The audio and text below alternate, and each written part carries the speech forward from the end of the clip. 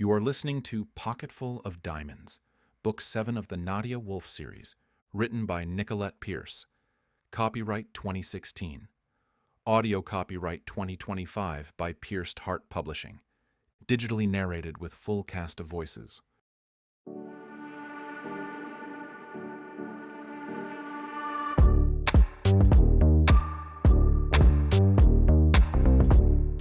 Chapter 17.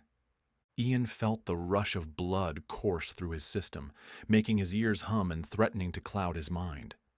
A deal with the Dark Lions had been struck less than an hour ago, and already they were on the move. Half of the men were transporting the villagers to safety. The other half stationed themselves around the mine and in staggered spots beyond the village. Boma left with Gwen. He would escort her to her hidden vehicle a half-mile away. Ian had many reservations about them being alone together, but Gwen wouldn't listen, saying they needed her car to get to the airport, which was a whole different problem to sort out. Flights out of Freetown were select and the choices few. He didn't relish crossing borders into neighboring countries. Some were worse off than Sierra Leone. It would only add to their problems if multiple countries came after them. Fode was currently at the office looking into options. Ian truly hadn't wanted to involve Gwen. Travel out of here was becoming increasingly difficult, but he didn't want to leave her here either. They were in this together. "How far down should we dig?" Ian asked Gerard, who was knee-deep in the mud with him. They had already unearthed a collection of stones that would fetch more than he could possibly calculate in his head. The richness of Sierra Leone's terrain was astounding. It belonged to its people. Ian swore that once he sold the stones, the money would be filtered back to them. We are near the end. Start sifting, and I'll finish up here. "I don't think I can. The dirt is too wet here. I'll have to bring it down to the water and rinse it." Gerard pointed to a bucket a few yards away. Use that to haul it down. I'll come and help in a few minutes. We should have kept a few of the workers with us. "No, they have to see to their family's safety." If anything happened to the workers, Ian would never recover from the guilt. The only reason he allowed Fode to remain was because he'd locked himself in the office and promised to leave as soon as he found Ian and Gwen a way out. Gerard stayed behind, refusing to leave. Only Saba was able to reason with him. He stated he would at least leave the village when Fode did. Ian hurried to fill the bucket with clumps of dirt and stone. Gwen should be back any moment. She can help rinse too. He quickly raced down to the edge of the river with the first load. Carefully, he transferred a handful of muck to a wire strainer and let the river wash away the dirt. He pocketed the remaining stones and repeated the procedure. Ian looked to the sky, trying to judge the time. They still had hours before sunset, but he feared it would take that long to mine the diamonds, which would put them on the road at nightfall. That was something he wanted to avoid. The roads in the country were narrow, old, and rutted. One slight miscalculation, and he might find himself wrapped around a tree, not to mention the abundant nocturnal wildlife and people with bad intentions. If he and Gwen made it out alive, it would be a miracle. Gwen walked in front of Boma. He insisted on it, and she didn't bother to question him. Ever since Fode gave him the ultimatum, he seemed to be taken down a peg. His confidence and fearlessness were still alive and well, but he was somber. "What made you leave?" she asked when she couldn't stand the silence anymore. When he didn't answer, she stole a peek behind her to make sure he was still there. For a large man, his footsteps were surprisingly quiet. "Najamba is such a wonderful community." And you will be fleeing from it in a few hours. "Not forever. I know Ian will want to come back. He feels responsible for the village." He shouldn't. They were fine before he arrived, and they will be fine after he leaves. "Sure, they were fine. But shouldn't you want them to flourish? Don't they deserve that?" They wouldn't have known the difference had Ian not shown up here. They would have never known what was stripped away from them because they had nothing of value. That's cynical coming from someone who grew up here. You want to know why I left? It's because they cannot see past their own boundary. They do not know what is past the village road, nor do they care. Schooling is a waste of time here. They will never go anywhere, never do anything, and will always be prey to the greedy, as long as Ian continues. How can you think so little of your family? Everyone has been warm and welcoming. If that's because they are cut off from the rest of the world, then perhaps they are lucky. I love my family, but they are stunted here. They can't even defend themselves. And now your husband has attracted attention. They will suffer.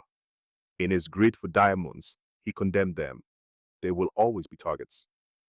I hope your opinion of him changes. He only has their best interests at heart. Boma laughed. A diamond miner has no interests save his own. Gwen decided not to comment. She knew Ian wasn't like that, but there was no convincing Boma. As they neared her vehicle, he clamped his hand down on her shoulder. She looked back at him in question. On alert, Boma scanned the area and motioned for her to get down. Slowly, she sank to the ground. Stay. He ordered before moving ahead. She hated to be ordered, but he knew what he was doing. She would stay put until he gave the go-ahead. As time ticked by, she wondered where Boma had gone, wondered if Ian was okay, and wondered who had paid the villager to spy. She also wondered about the villager's identity. But the more she thought about it, the more she didn't want to know. She couldn't find fault with them for taking advantage of earning a little extra money when they thought no harm would come of it. Even Ian let the matter drop as if he too understood. The villager could keep his or her identity secret. Knowing who it was would only lead to ostracizing, something none of them could afford at the moment. They all needed to stick together. Boma returned and motioned for her to follow him. Was someone out there? Boma signaled for her to be quiet. Did that mean there were people out there that could hear them? As they walked, Gwen noticed a dark, slick spot on Boma's arm. It looked as though something had splattered on him. Gwen hurried to get a closer peek, making sure Boma didn't notice her perusal. Upon closer inspection, she stopped him. "You're bleeding." He continued on the path. That's not my blood. "Whose is it?" Someone who will no longer bother us. "A rebel?" He didn't respond, which made her flesh tighten with tingling bumps. Who had been out here in the dense forest with them? Were there more? She strained to hear approaching footsteps, but could only hear the birds in the canopy. What had Boma heard that alerted him? Perhaps it was just years of on-the-job training that honed his hearing to nuances that she couldn't detect. Gwen would not want to be the fool to sneak up on him. When they arrived at her 4x4, she knew something was wrong. Your tires have been slashed. Unless you have spares, we'll have to abandon it. Gwen immediately turned around to head back. Then we abandon it. Something about this clawed at her. She felt surrounded, as if any moment armed men would trap them. Is this what happened to Ian? Was he trapped with no escape? She quickened her pace to a jog. Boma kept in step as they hurried back to the village. Ian and Gerard sifted through the last of the diamonds when gunfire startled them. It sounded too far away for them to be the targets, but who was firing? Where was Gwen? She should have been back by now. Split up the diamonds. We have to get out of here. No, take them. I'm staying here. It's not safe here. Didn't you hear the shots? Then I suggest you take the diamonds and get Gwen out of here. Don't worry about me. Ian wanted to argue, but there was another shot that sounded closer. He didn't have time to waste. He would trust Gerard to keep himself out of harm's way. Take enough to pay the Dark Lions, Ian insisted, handing off a handful of stones to Gerard, and make sure Fode and Saba get out.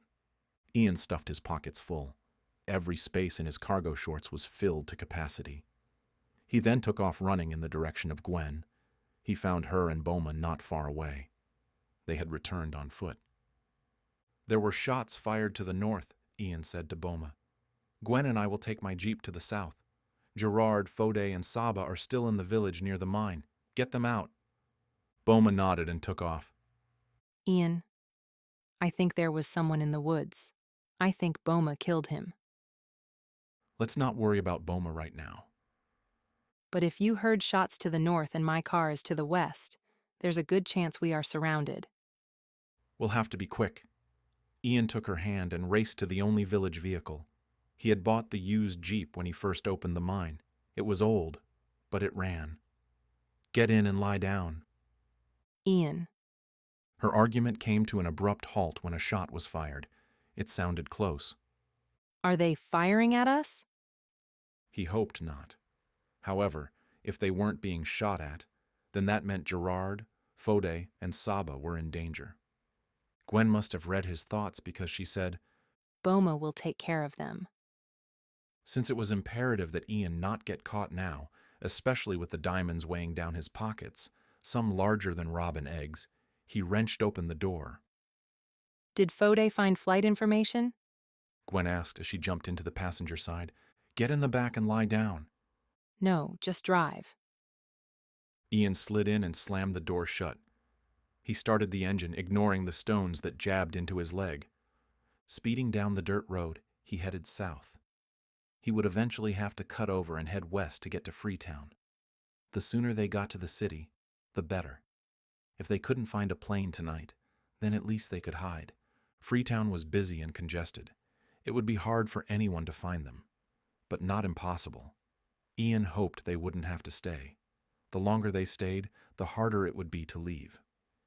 You have your passport, right? Yes, do you? Check the glove box. I threw it in there after my last flight.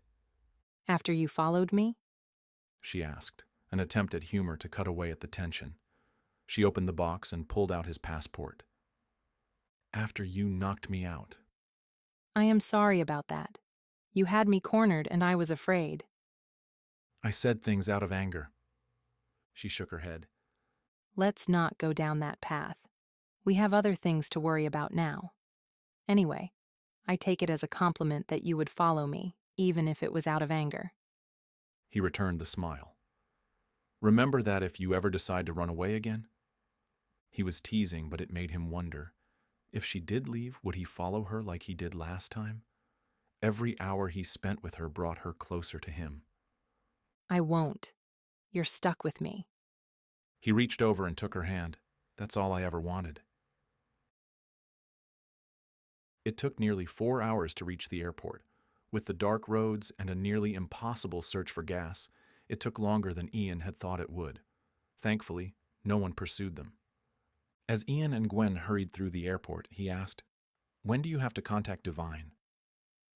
No later than tomorrow, or he'll grow impatient. Ian quickly scanned the wall with departure listings. There were a few flights within the continent, but he was hoping to put an entire ocean between them and Sierra Leone. No flights were going to the U.S., but he had expected that. There's a flight to Morocco. I was hoping for something farther. He read down the list, despairing until he came upon the last flight. Frankfurt. Let's try for that flight. When they turned toward the ticketing desk, Gwen grabbed his arm. They're here. Ian searched the crowded airport. Who? I can't remember his name. Tedda, maybe. When I stole your necklace, he was the one looking for it. He came to your house with a team of agents, tied your friends and mother to the dining room chairs. Ian slid behind a sign, bringing Gwen with him. Ian had heard a little of what happened while he had been a hostage, but not this. They tied up my mother? Dear Lord, it was a wonder the man was still alive and she hadn't rained down the devil's fury upon them. Where is he? She peeked out and pointed to a man in a suit surrounded by soldiers. They were hovering near the security gate, inspecting everyone who walked by. It looks like the same men. I definitely remember the one in the suit. She ducked behind the sign again. They caught me as I was cleaning the necklace. It was a real mess since you set it into concrete. And then you swapped it for the costume set you made, he surmised. She nodded. He never thought anyone would find the Matahari necklace. He had sealed it in a concrete tile and set it at the bottom of his home pool. To an unsuspecting person, it looked like nothing more than a pretty decoration. When he realized he might need it, he sent clues to Nadia before his capture. She ended up finding it at the 11th hour. However, in the end, she came up short. The agents took the fake, and Gwen took the original. We can't stay here. They will notice us, especially me.